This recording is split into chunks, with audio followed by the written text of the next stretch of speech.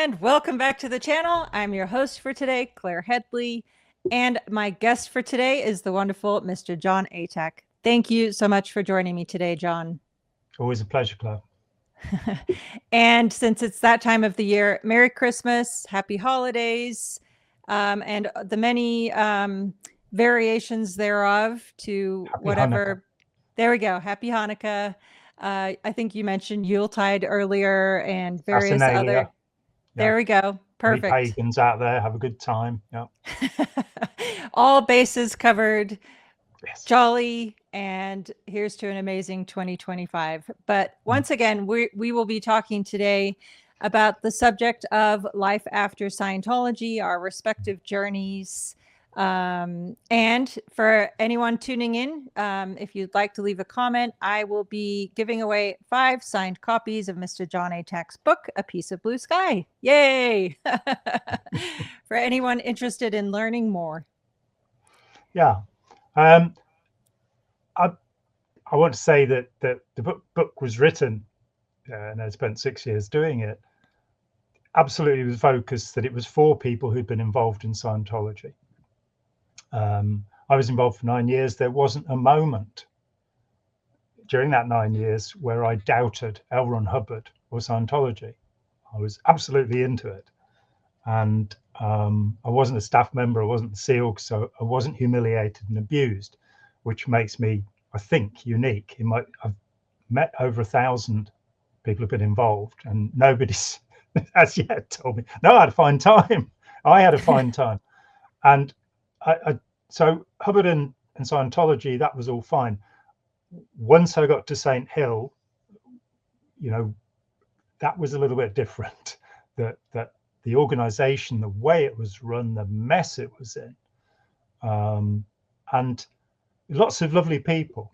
That was something that got me. And it, you know, I think people outside of a group tend to think, oh yeah, they're all trying to manipulate you, they're all trying to get you. Well, yeah, they were trying to sell me stuff, that's true, because they got 2% on it, which I didn't know at the time.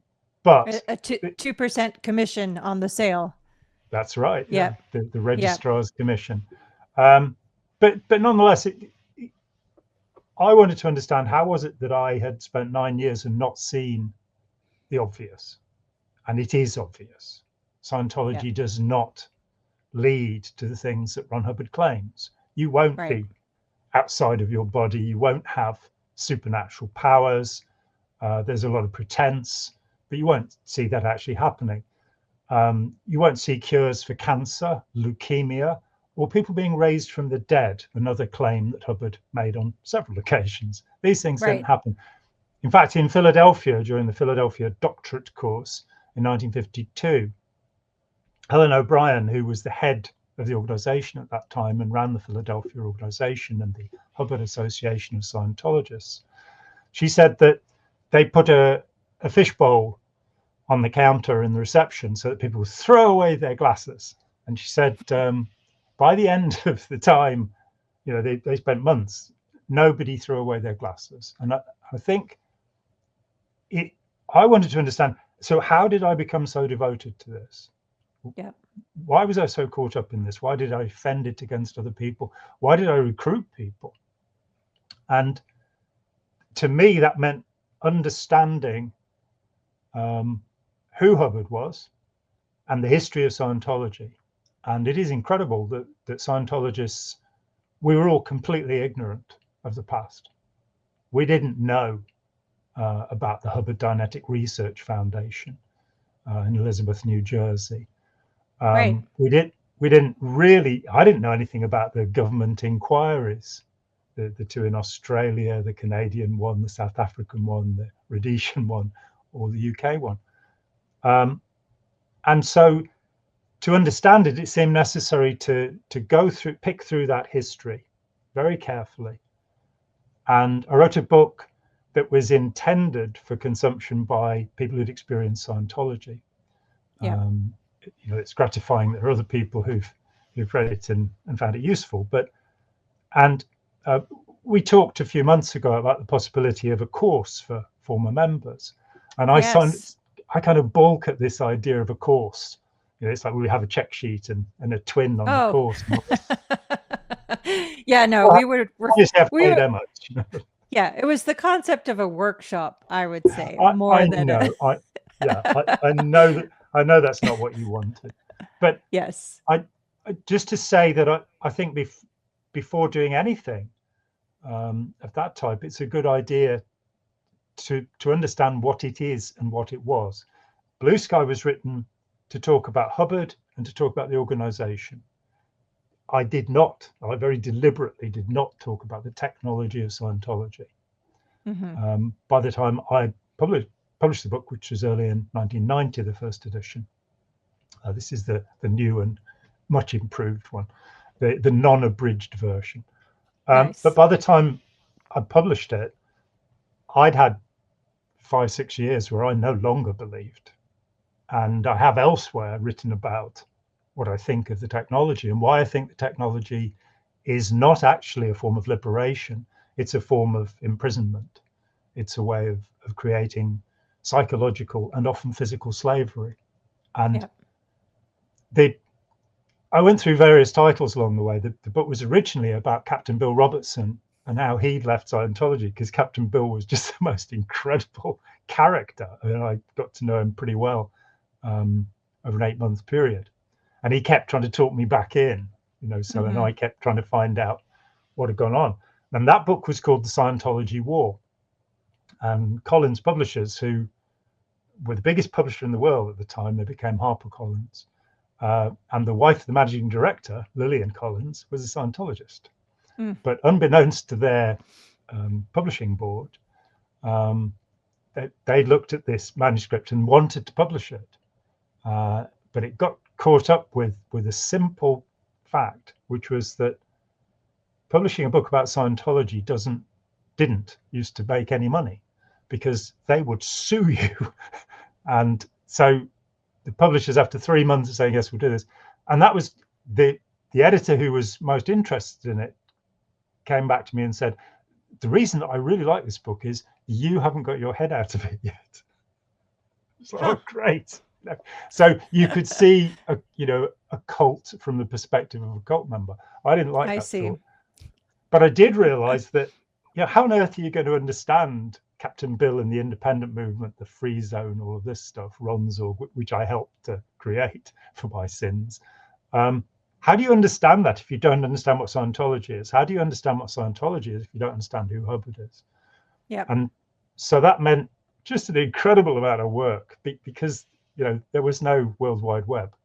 So if I needed something from a library in Montana, I had to write to them, and things would go back and forth. And the Montana Historical Society were incredibly helpful, and allowed me to trace where Hubbard had actually grown up, and that his grandfather, contrary to his claims, did not own a quarter of Montana.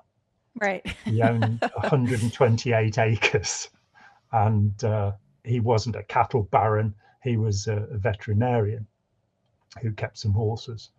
A lot of puffed up stories, but it seemed important to really dig into that, to check everything, because we had been told so many stories. And the more I studied the life and times of Orrin Hubbard, I must publish this at some point.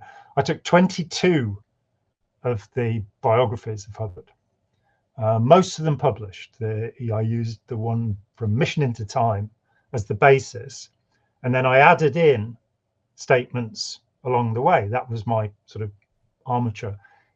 I ended up having a 600-page chronology detailing the man's life. But in the comparative biographies, and the one that people probably haven't seen would be Peter Tompkins, who was one of the many people hired to write a biography of Hubbard, who basically went, oh, no, you're kidding me. I mean, Omar Garrison, they paid him to write it, and they paid him even more not to publish it. He's paid hundreds of thousands of dollars not to publish this book because of what Jerry Armstrong in particular and Omar had found out. But I had to go through it with great care. And these biographies exemplified the problem, the foundational problem with Ron Hubbard. Ron Hubbard said, honesty is sanity. So I take that to mean that dishonesty is insanity in his own terms. He said the road to truth must be trod with true steps, and lied his head off. And you can tell this, you don't have to go look at his college records or what anybody else said about him. Look at his own statements about himself, and he can't make his mind up what he did. So, for example, becoming a blood brother of the Blackfoot Picuni Indians, as he calls them,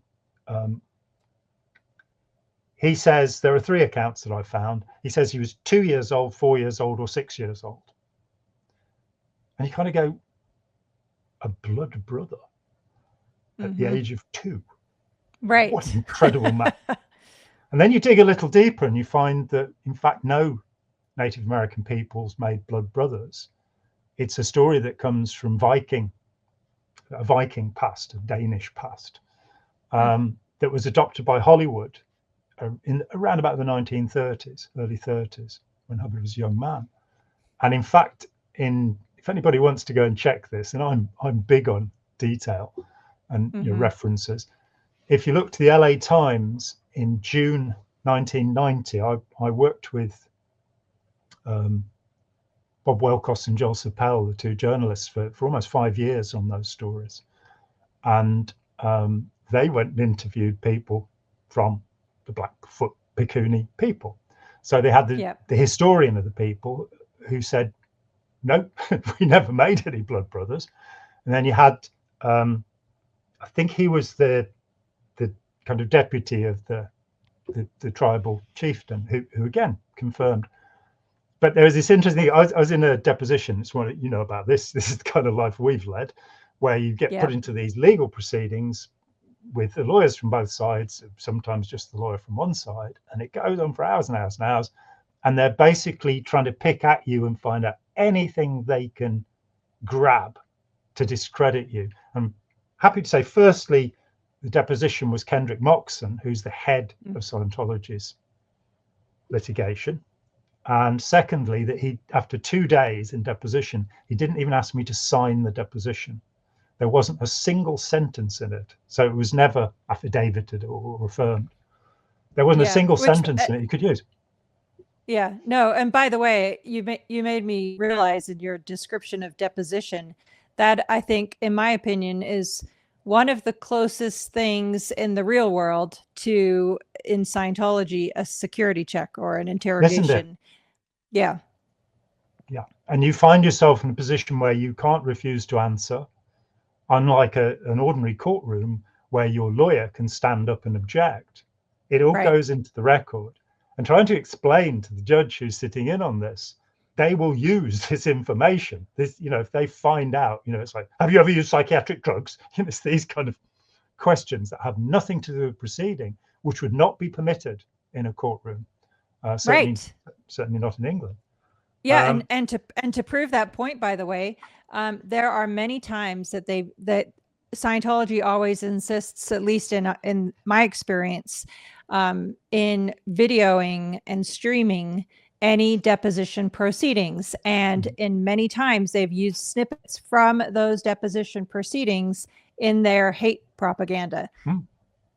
Yeah, which is absolutely against the spirit of justice or jurisprudence. But completely. So Kendrick Moxon, I have been bad. I'd taken my friend Richard Woods with me, who's quite large, and I said, just sit to the side of him, on the edge of his eye line throughout, and just sit there and look at him. And Moxon kept on, wondering if Richard was going to come and thump him, I think. Not very impressive for a Scientology operating Thetan, really, I must say. Right. But at one point, he pushes this letter across the table at me, and he says, you say that L. Ron Hubbard was not a blood brother of the Blackfoot Picuni people. But on this letter, a member of the tribal council has affirmed that he was. And I didn't even look at the letter. I said, it's the letter from Tree Many Feathers, isn't it? Tree Many Feathers. I said, he's an 8th blood. And what he found out, and by this time, Moxon's going, no, I didn't ask you that question. I didn't ask you that question. And the barrister who's sitting in as a judge, who's already quietly said to me what a despicable person he thinks Moxon is, having seen the first day of the deposition.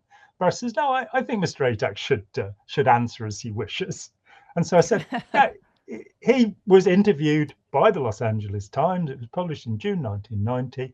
And he said, well, I went to the tribal council.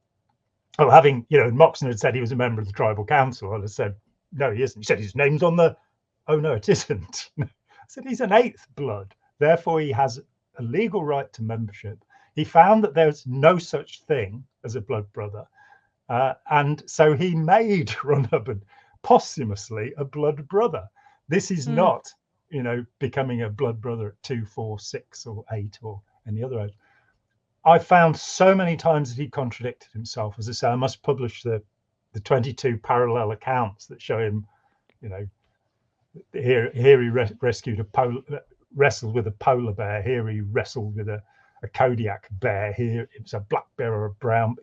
The details of the stories, because he was a fabulist. He was a storyteller. There's a piece in Blue Sky where we found a guy who was a fellow pulp fiction writer who said he Frank Gruber, and he said he sat through a whole evening of stories that Hubbard was telling at a party, and Hubbard liked to hold the floor, and which I seem to be doing at the moment, but it's not the same thing. No, it's not. At the end of the evening, Hubbard looked at Gruber and he said, "You don't believe me, do you?" And Gruber looked up and he said, "I've been taking notes, Ron." And adding up all the time, and Ron, I think Hubbard was like 26 or something at this time. If you add up all the time, you're 82 years old for the amount of time you spent in the Amazon rainforest and wherever. So that's very difficult when you've got a man who is a born liar. Among the documents I have Hubbard diaries, which I don't think have ever been published.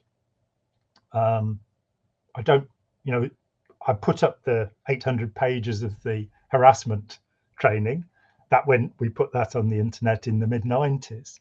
I don't know if it's still there. These diaries, because they're too big for my scanner, I've never copied them in any way. But there are 3 diaries written by Hubbard as a teenager, detailing his escapades in China, in Guam and China. And because he would later say that he had studied with gurus in China. And as these are his only visits to China in his entire life, that must have happened during this.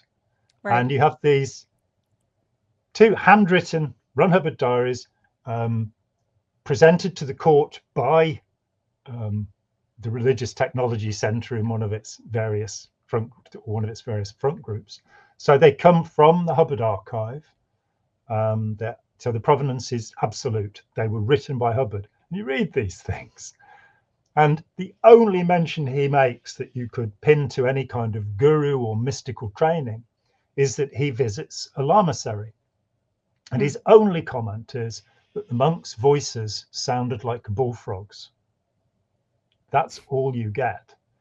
As for his other claims to have studied with gurus in India, he didn't visit India until the 1950s when he changed planes at Calcutta at one point, or in Tibet. Oh, come on. Or Mongolia. In the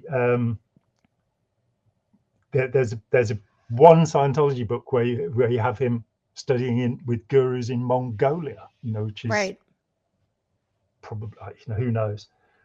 But these diaries, as I say, there are 3 of them detailing 2 journeys. The third one is typed. The third one is him going back through his own diary and making it better. Not so he can publish it, just because that's his nature, Right. And yeah. So you're right. A Hubbard fact versus fiction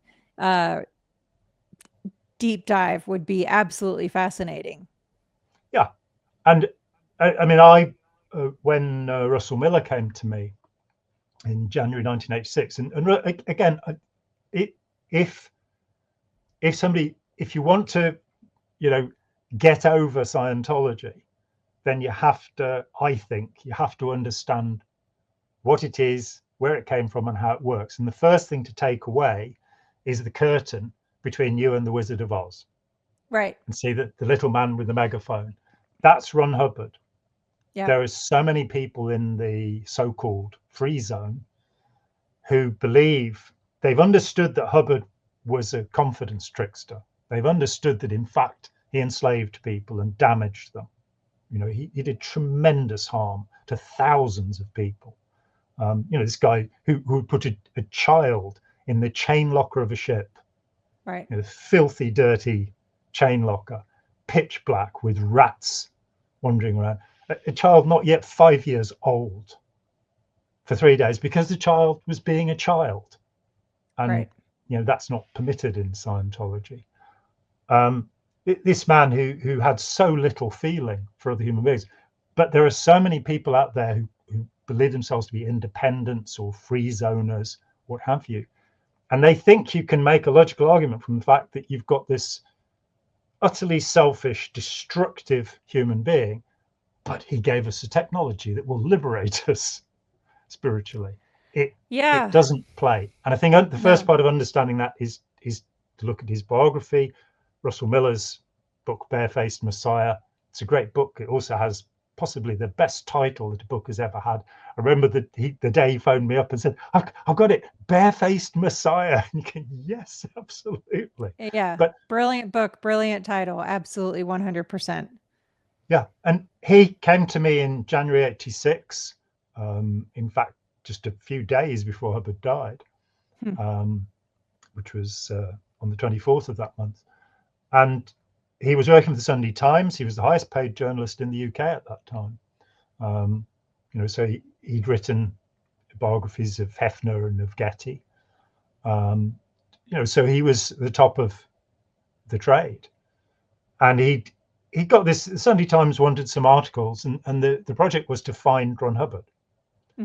And they'd signed him up to do that. And he was thinking about a book, and he gave me a check. And nobody had done that before. I'd had 2 years of doing anything I could to help people, but nobody had paid me for doing it. And I liked that. That was good. And because I'd approached 50 publishers with Blue Sky, and 11 of them had said they'd love to publish it, but they realized there was no profit in it, so they weren't going to. In fact, Neville Spearman, the head of Neville Spearman Publishers, who'd published The Mindbenders by Cyril Vosper, former member, wrote to me, and I imagine him sat in his tailor-made Savile Row suit, you know, his pinstripe, this elegant 70-year-old public school educated, Oxford educated, whatever, and he signed the letter off, "Death to the evil cult." So I sort of given up on the idea of being published, and I as part of the deal with Russell, I was his researcher. I was his only paid researcher. I worked with him for 18 months. I was his expert witness in court, and we won cases here in the US and in Australia. But I didn't think I was going to get published, so I let him have the manuscript of Blue Sky. And if you look in the bibliography of Barefaced Messiah, it credits a book by me called Hubbard Through the Looking Glass. And that is the essential point that I want to make here, that everything is the reverse of what it claims to be in Scientology. This isn't it isn't a way of freeing people, liberating people at all. It's a way of entrapping people. And it always was, right from the start. And he knew it was. The first thing he ever wrote about Dianetics is a letter in January 1949 to his literary agent, Forry Ackerman, who gave me the letter along with a whole batch of Hubbard letters. And Forry was his agent from the 30s right into the 1970s. And he did some Scientology. He didn't really particularly like it, but they remained good friends. And here's this letter, which Tony Ortega has put up along the way, where Hubbard is talking about this new technique he's discovered, where you can rape women and they won't even know about it. Wow. That's the first mention of the modern science of mental health. Oh my gosh. It's friggin' unbelievable. Excuse me. Yeah, of course. Yeah. So and of course, we go out there and say, well, look, no, Scientology is really dangerous. And people go, oh, no, people have got to be allowed to do what they want to do. I mean, we're a liberal society. We can't stop people from doing what they want to do. And so these poor cults, they're being oppressed. So you have a whole bunch of social scientists, but well, scientist is the wrong word, sociologists particularly, who, like Gordon J. Melton or James Lewis, who have been paid by Scientology. Brian Wilson, and that's not the Beach Boys one, it's Brian with a Y, who was a professor of sociology at Oxford University, was paid by Scientology and intimidated by Scientology into making statements to support them. And so you have this idea that those tiny few of us who dare stand up to this oppressive harassment machine, we're the bad guys, because we're taking away people's religious freedom. Not really interested in the religious freedom. I'm interested in the reality, and you and Mark were the first people to really get to this, that this is modern slavery. Right. This is human trafficking that's going on here. Yeah, no, totally. I mean, I've said many times, I take no issue with anybody's belief. Believe whatever it is you want to believe. But when it comes to an abusive, controlling organization that indoctrinates and really programs you into submission to be controlled and leveraged by them, those are two separate things. They're two different buckets. I did want to ask you a question. Okay, so I've seen many different iterations of people coming out of Scientology. In my case, given that I was born into it, my mother joined this organization when I was 4 years old. Scientology really was absolutely never a choice for me. I've always said that the moment when it became a choice, which was the day that I escaped, I chose not to have anything more to do with it. But that was me. And Mark was pretty similar. Like it was like, in other words, for us, it was never about the belief or the organization. It was just the whole bucket, like just walk away. But here's my question, because I've seen many times where people leave Scientology, but they, as in the example you gave with free zoners, they are like, well, the technology, I still believe in the technology. I just, I'm not part of the organization anymore. I have two questions about that. Is that common in other cults, or is that unique to Scientology, is my first question. And then my second question is, why do you think that is? I mean, like you said, it's a complete contradiction to realize that you're part of an abusive organization and yet still hold on to the technology as something valuable when look at what it breeds. I mean, there has to be technology, a series of practices or rituals or initiations. And yes, I can think of an example of a couple I know of who were members of the International Society for Krishna Consciousness, or ISKCON, as it's ISKCON. I mean, come on, guys. Started by Swami Akirya Bhaktivedanta Prabhupada, who I think was perfectly genuine. I think he was genuine, but he created a vicious cult because he was imposing monastic Hinduism on people who wanted to sleep more than 4 hours a night and didn't want to have to write a permission slip before they could have sex. These kind of bizarre beliefs.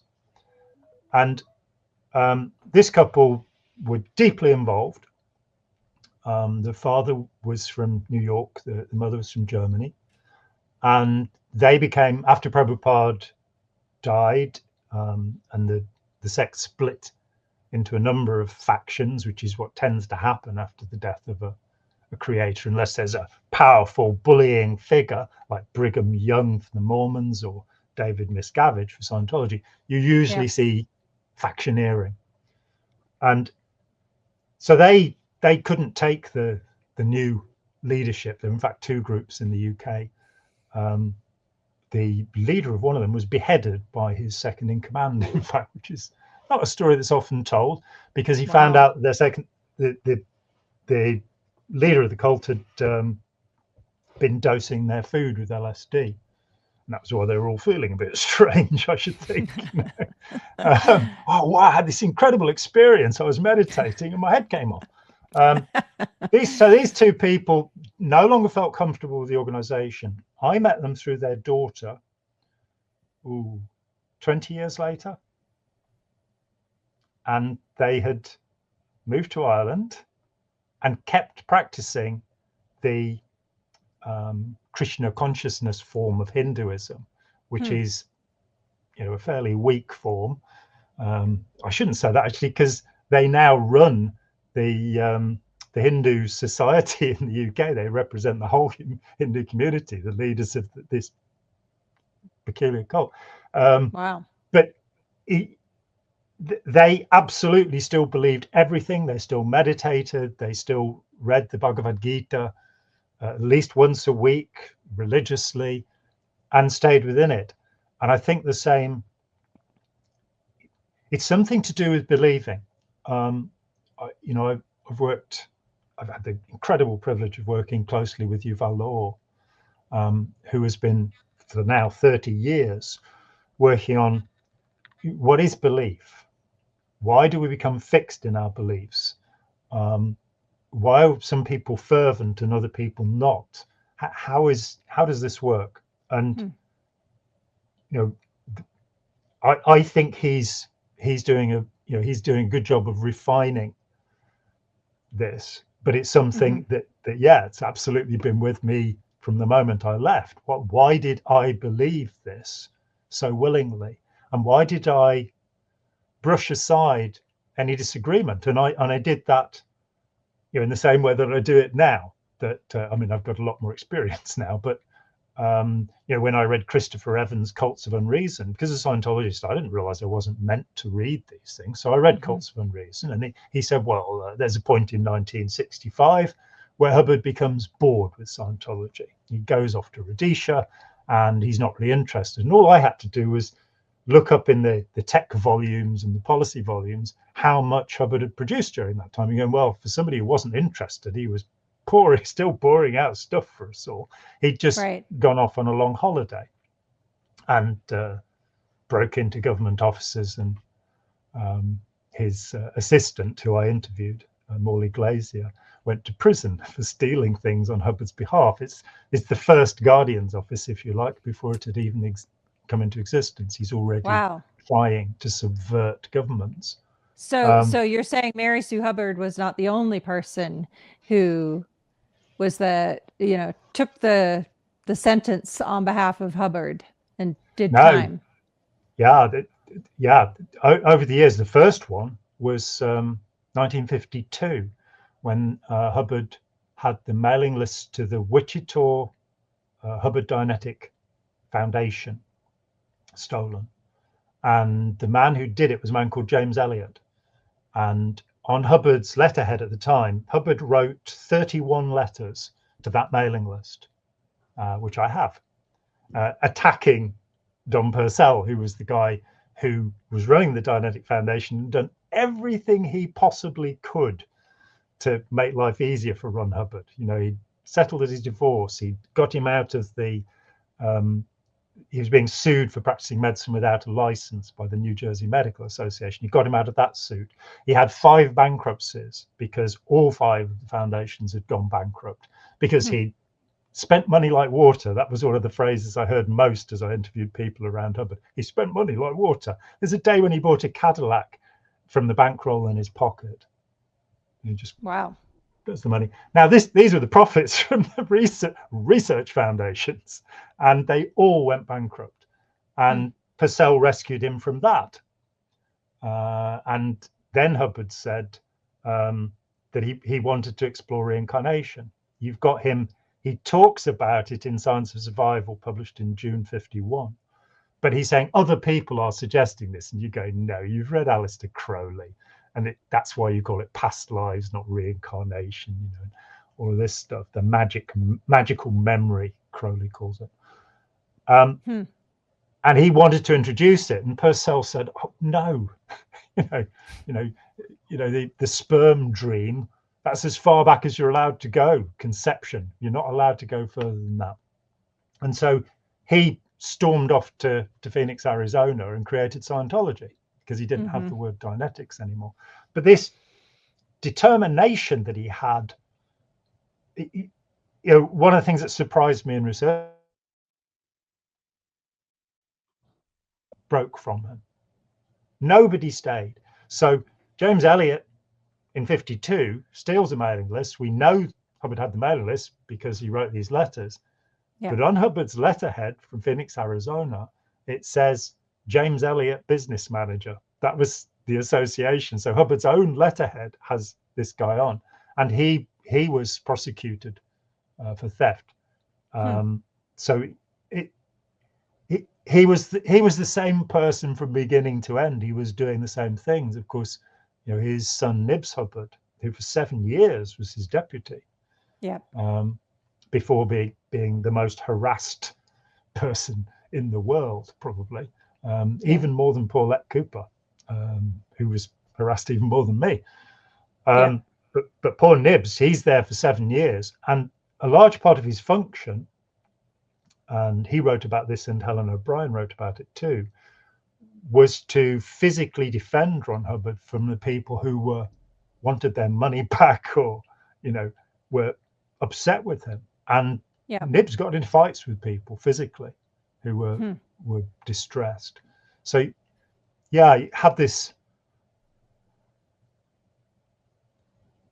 Yeah, coming back to the thing is that we all have a certain degree of fervor. Now, Yuval and I we both go back to the American founder of psychology, William James, one of the founding fathers, also the founder of the British Society for Psychical Research and the American Society for Psychical Research. If there's anybody out there who's got L. Ron Hubbard's idea about a psychologist having to be, a man from mud believer, James most certainly wasn't. He was a religious man. But he put forward an idea he gave a series of lectures in Edinburgh in 1901, and they are published as The Varieties of Religious Experience, which is the first psychological text about religion.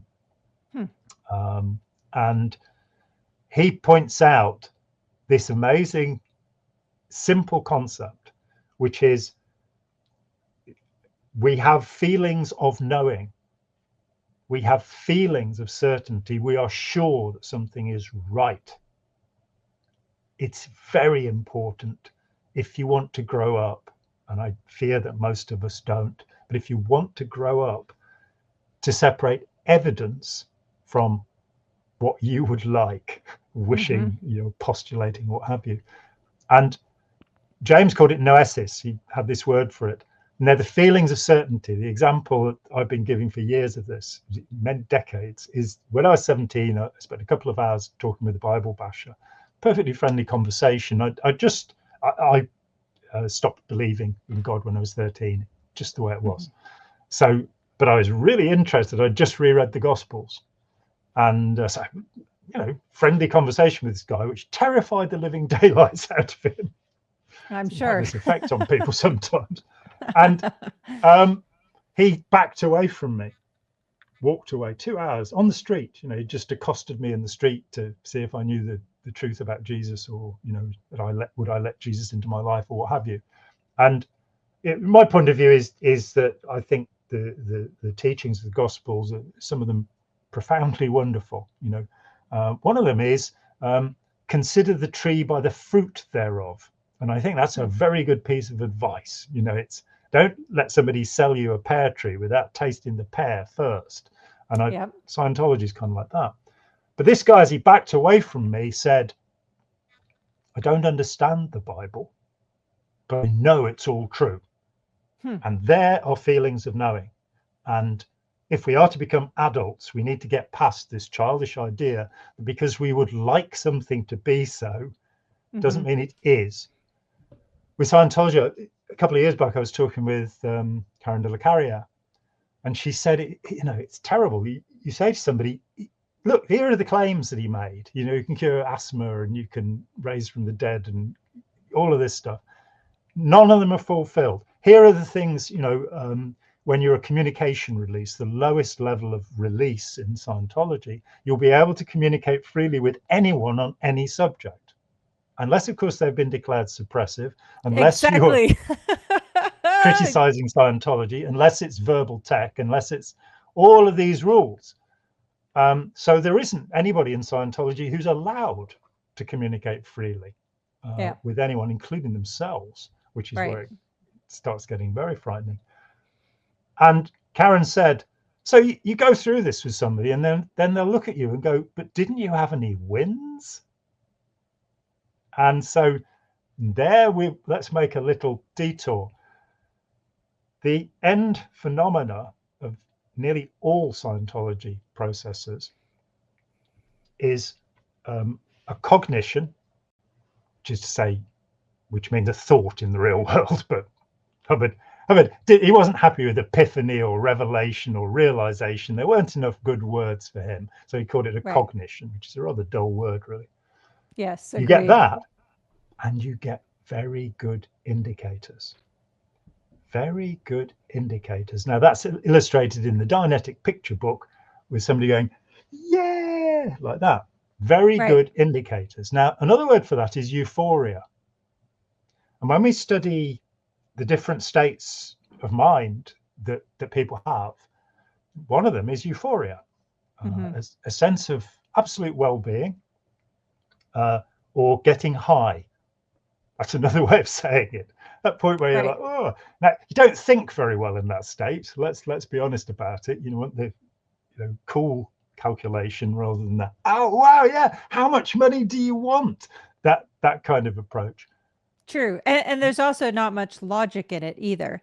Like even in Scientology, being very good indicators, you don't even have to specify what it is, why it is you feel that way. Allegedly, like there doesn't. In other words, there doesn't have to be a logical reason. No, and we could call it ready for plucking. Right. Because this is the point with your floating needle, where you will write your success story, which is to reinforce how you feel. And most success stories are, wow, Ron, I thank you so much for the technology. I just realized that Ron was right, or, and not life-changing things, which is what they're meant to be. Right. Just feeling high. And then, of course, you're ready for the registrar, so you can be sold something else. Yeah, totally. That's definitely the state. When I started, if you're going to keep somebody in a mindset, you have to make them fearful. You have to make them phobic. So if you want to see if somebody's still a Jehovah's Witness, just say the word Armageddon to them. And if they go, ah, then you know that it's still in them. And years later, these things remain. So with a Scientologist, there are so many induced phobias. Yes. And I'm going to touch one of them right now. I'm not going to talk about brain science, though. Okay. It's a pretty fascinating subject. I mean, the idea that your brain's just a kind of switching exchange, like a telephone exchange, and the 200 separate areas of the brain, who cares about any of that? And the realization, of course, that if you harm one of those brain regions, a person will have lost competence. So the spirit is no longer, if Broca's area in the brain is afflicted, you'll get Broca's aphasia. You won't be able to remember the words for things. But Hubbard's got it down to you got these little gold discs in front of your eyes, and there's just you 3 feet back yet. Oh no. So but I'm not going to do that one. The one I'm going to do is hypnotism. And if you say to anybody, pretty much, who's been involved in Scientology, it's hypnotism, they'll go, oh, no, it isn't. And you go, Ron Hubbard said, and I wrote a paper called Never Believe a Hypnotist, which is a statement made in Science of Survival by Hubbard. Never. That means not ever, not once, not under any circumstances believe a hypnotist. Hubbard confesses frequently to his training in hypnotism. Mm-hmm. Again and again, it's in Dianetics. I was surprised, when it went through it after leaving, to find that he's saying, and again, Never Believe a Hypnotist, my paper has the, you can see me reading it if you want on my channel, but it is for people who don't need that. You can actually get it. It's on my website. Oh, nice. But I'll link to that. He just keeps on. He'll say hypnotism was not used at all in the development of Dianetics. This is in Dianetics, Modern Science, Mental Health. You go a few pages further and he says the early work was done with hypnotism. He also says at various points it is vital, if you're going to be a good auditor, to understand hypnotism. So for anybody who is alarmed, whose like phobia sensors have been stimulated by the thought that Scientology is hypnotism, let's ask a question. What is hypnotism? Hypnotism is a process or procedure that brings about the state of hypnosis. Nowadays, the word hypnosis has been conflated and people talk about the hypnotism as being hypnosis. But hypnosis originally, when James Braid in the 1840s came up with the term, is the state that you go into. People talk about trance states, which is not necessarily helpful. They talk about altered states of consciousness. Right. But I don't really like those terms. We have different states of consciousness. Which one is the one it's being altered from? There is no, the current psychological term is the default mode setting. It's what people used to call the soul or the self. So the default mode setting. Yeah, there is no default mode.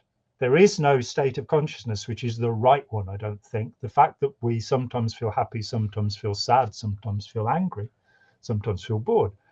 These are different states of consciousness. And within this, you also have a thing called the imagination. For me, one of the revelations after I left Scientology was going, imagination and memory are seen on the same screen in the mind. So what we find Scientology doing is getting into the imaginarium. And a definition given by the Oxford Handbook of Hypnotism, which is Oxford University, is that hypnotism is guided imagination. That's all it is. So you say to somebody, let's say you've got the auditor's code and you say, never evaluate for the pre-clear, for the person receiving this stuff. Never evaluate for them. Get them to read these books. I'm sorry. So you read this book and you now know how you're supposed to act and what you're supposed to do. Right. And you're then given this precision instrument, the e-meter, and it really isn't a precision instrument. Tests on it, I mean, a friend of mine, Barry Pemberthy, who worked on mending e-meters at St. Hill for years, he and the guy he worked with designed a new e-meter, and it was very easy. What they did, they're kind of, why are the germanium transistors in this? They're cheap and cruddy. Why aren't we using the good? I know, we'll build an e-meter that uses the best possible state-of-the-art components, and they did. Barry eventually marketed it as the ability meter. And when I talked with Barry, he said, just the jewel that we use for the needle to pivot on costs more than all of the components of a Mark V e-meter. Wow. So one night they go to the pub, as people do, and they've finally completed their meter, and they've got the same signals bifurcating into a Mark V e-meter, which is pretty much the same circuitry as the current e-meters, and their ability meter. And they've got a bar recorder on them both. And they come back from the pub, and to their horror, they find there are twice as many readings on the Mark V e-meter. And they think, oh, we must have done something wrong.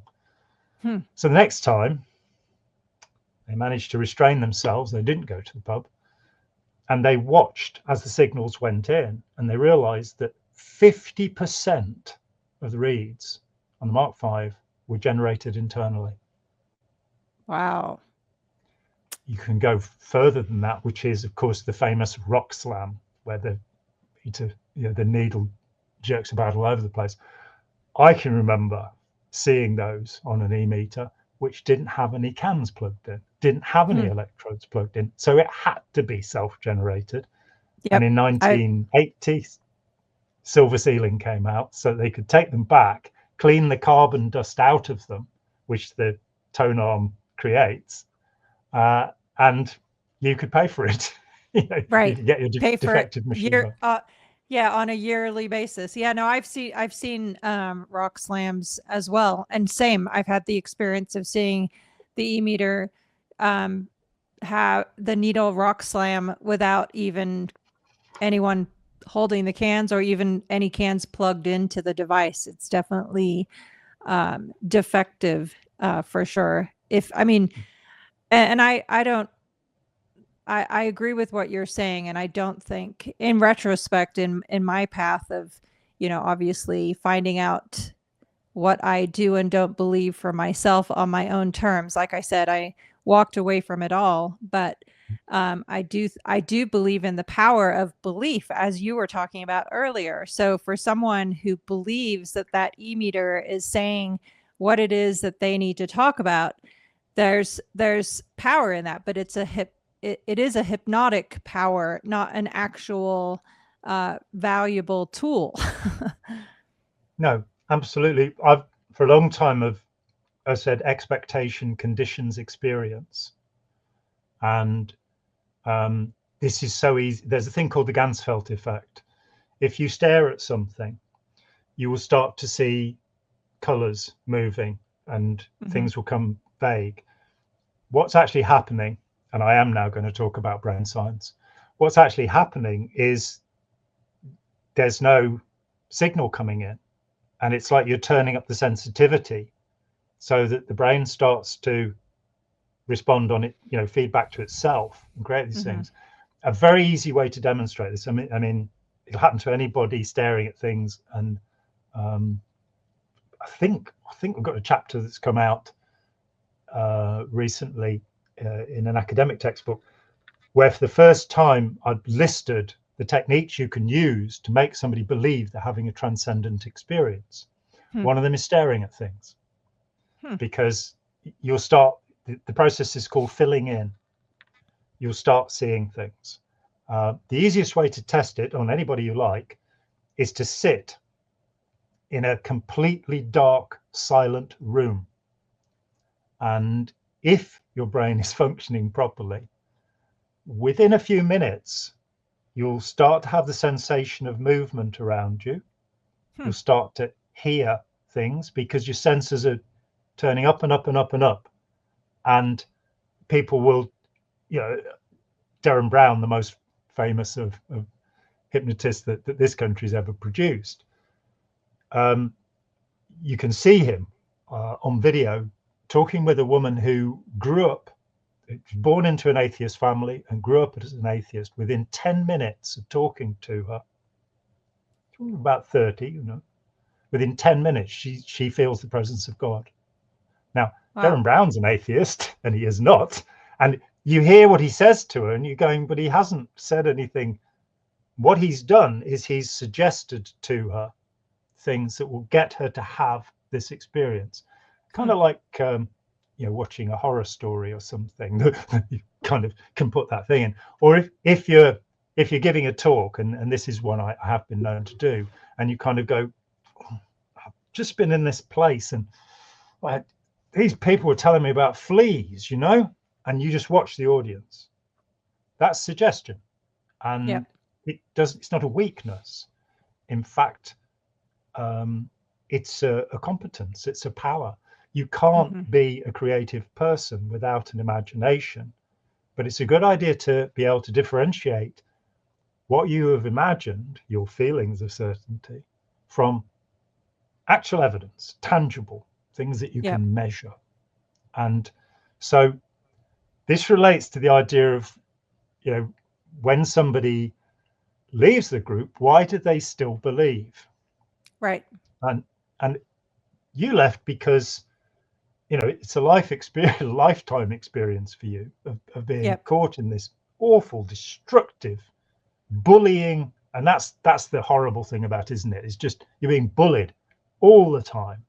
Yeah. And just, that I've only once seen a severe reality adjustment, and it was one of the things that prompted me to leave. And it was the former commanding officer of St. Hill who was doing it, who was working for me at the time. And he gave my wife a severe reality adjustment because she hadn't sold a painting that week.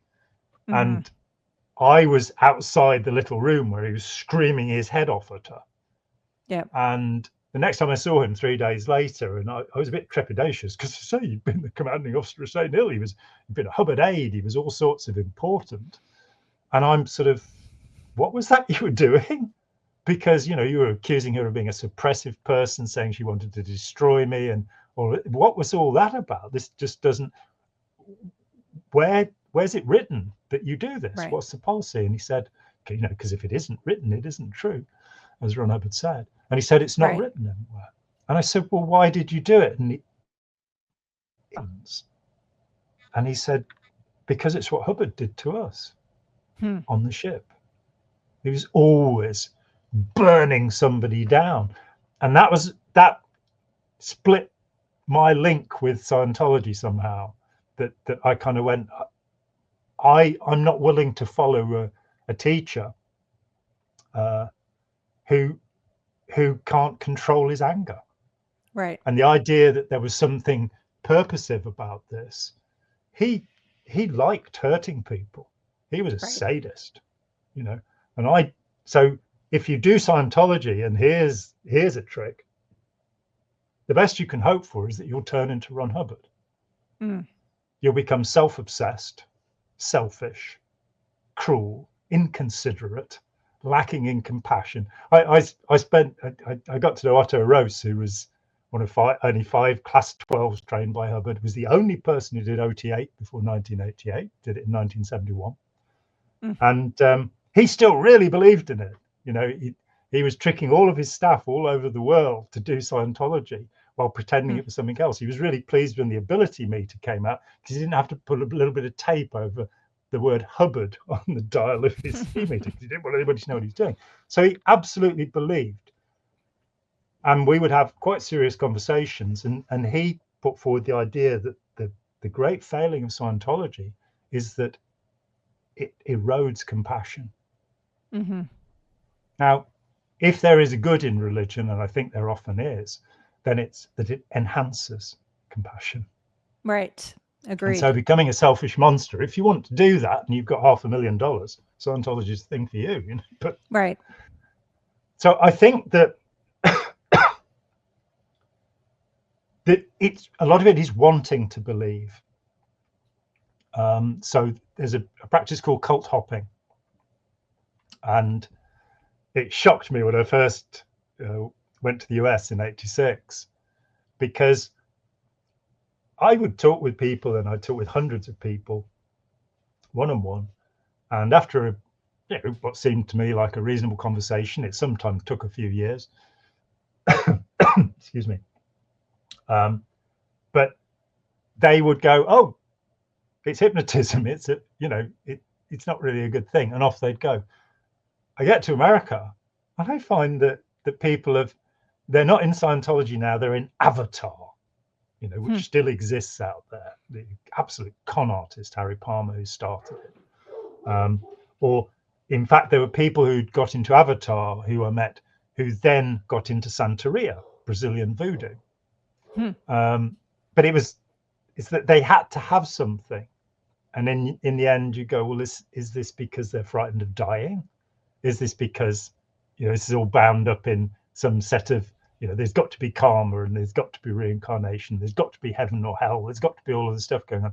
Because what is it we're frightened of? There's a guy called Ernst Becker who wrote a book about this many years ago, which my friend Joe Zimhart has used in his practice, helping people recover from cults for a long time. where it's like, why don't you look at what you're really frightened of, rather than trying to paper over all the cracks and pretend you're going to become a superhuman being or what have you. Right. And that, you know, I must say in my own case, I don't believe in anything supernatural anymore. And all of the dread that I used to feel is gone. Yeah. I feel perfectly at ease with being alive, very grateful to have consciousness. But as far as I'm concerned, I'm a thread in a tapestry.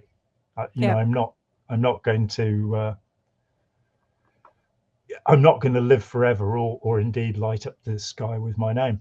As the teaching goes. Yeah, no, you make a really good point, because on wanting to believe, in my case, being that I was born into born into Scientology, my version of that was not wanting to believe, but needing to believe, because the entire life structure that I existed in depended on that belief. It's just an interesting thought and concept. And I do think it's kind of makes it very clear differences between experiences of an adult getting into Scientology versus, you know, somebody being born into it. Absolutely. And not just Scientology, of course. You know, Right. if you look at a group, say, like the Plymouth Brethren, extreme puritanical Christian group, that so you can have generations of these people, or I talked with John Collins, who was part of the Branham Pentecostalist group. Again, you know, this Branham, principal member of the Ku Klux Klan, absolute con artist, and yet people will take that and they'll become desperate. If you're born into it, it's the way you see the world. Right. And that is something that's concerned me deeply, you know, in talking. Yeah, we've got this term second generation. I don't really like that, 2Gs or what have you. I use the term born in. You know, you can be 17 generations, don't really mind how many generations it is. If you're born in, then it's how you view the world. I grew up in an Anglican Christian family. Say at 13, God disappeared from my world.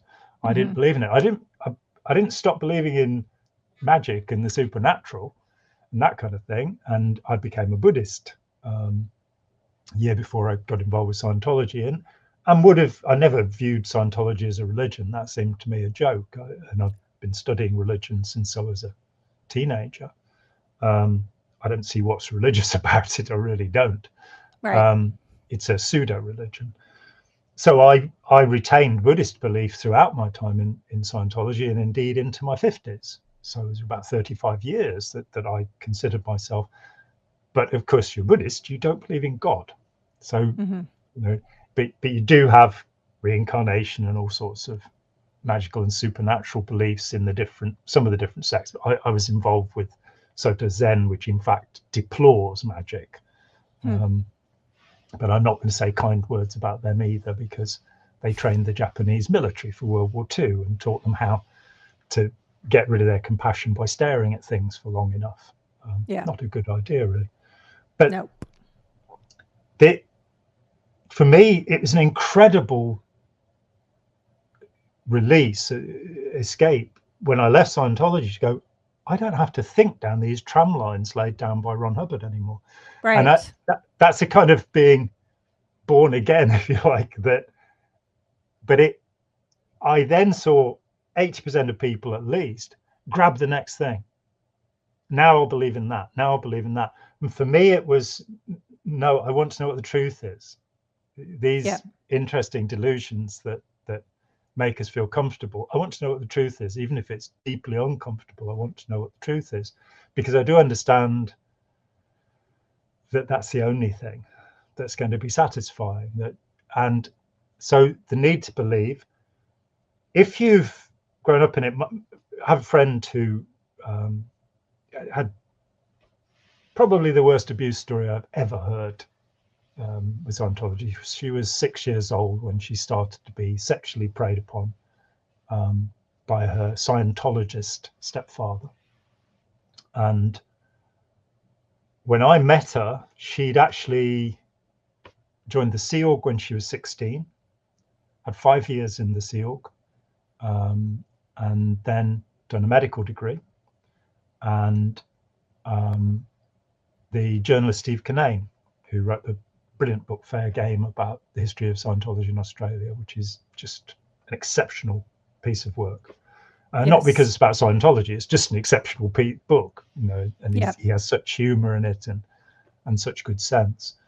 But he was interviewing me to help him with that book at a time when I was in fact not doing anything for anybody anymore with Scientology. I would work on cases that involve children, and free of charge for the most part, and I would help serious authors. And just for the record, I don't consider Janet Reitman a serious author. Understood. But she was one of the people who came to me during that time, and she wouldn't listen to what was said. So her book has an error per page, 110 pages, 110 errors. She even gives the wrong year of death for Hubbard at one point.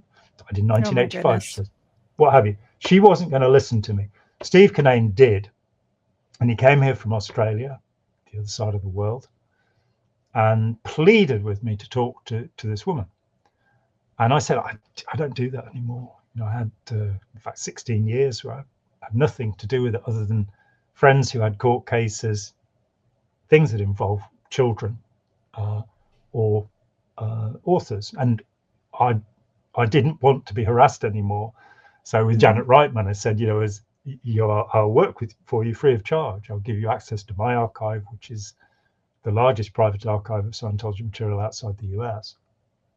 And it has all of the relevant material that you'll find in any of the US ones, including the Hubbard archive, in fact.